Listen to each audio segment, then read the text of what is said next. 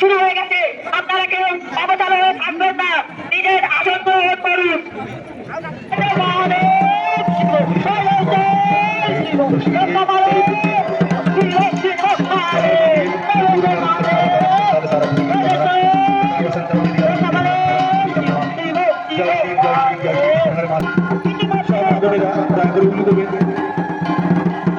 তাহলে আরো বিষয়টি আরো বেশি মনে হবে তাদের